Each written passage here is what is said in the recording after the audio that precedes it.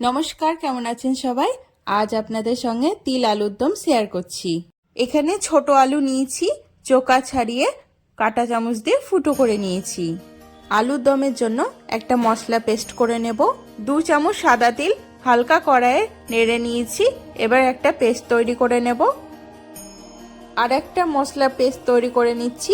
তার জন্য লাগবে কটা কাঁচা লাল লঙ্কা আর 2টো টমেটো। এবার একটা কড়াই রিফাইন্ড অয়েল দিয়ে দিলাম। এবার আলুগুলো ছেড়ে দিলাম, দিয়ে লবণ দিয়ে হালকা ভেজে নেব। ঢাকা চাপা দিয়ে আলুগুলো ভেজে নিলাম। এবার আলুগুলো একটা পাত্রে তুলে রাখলাম।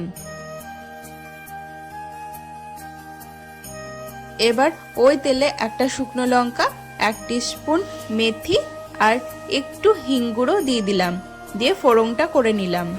এবার লঙ্কা টমেটোর পেস্টটা দিয়ে দিলাম, সাথে একটা তেজপাতা দিয়ে দিলাম।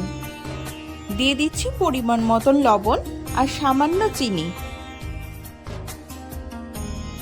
দিয়ে এবার মশলাটা ভালো মতো কষিয়ে নিতে হবে যতক্ষণ না মশলা থেকে তেল ছাড়ছে।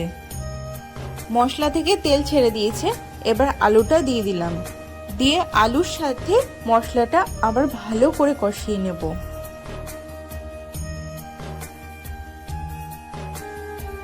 এবার তিলের পেস্টটা দিয়ে আবারও ভালো করে কষিয়ে নেব।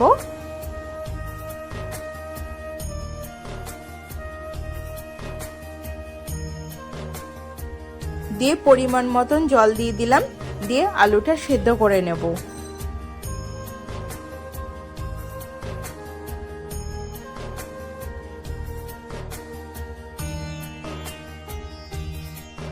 নামানোর আগে কাঁচা লঙ্কা কুচি ছড়িয়ে দিলাম, এর গন্ধটা খুব ভালো লাগে।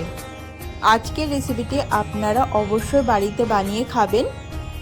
আজকের রেসিপিটি আপনাদের ভালো লাগলে অবশ্যই কমেন্টে জানাবেন। সাবস্ক্রাইব করে পাশে থাকবেন। ফেসবুক থেকে দেখলে ফলো করে দিবেন। লাইক শেয়ার করতে ভুলবেন না। ভালো থাকবেন, সুস্থ থাকবেন।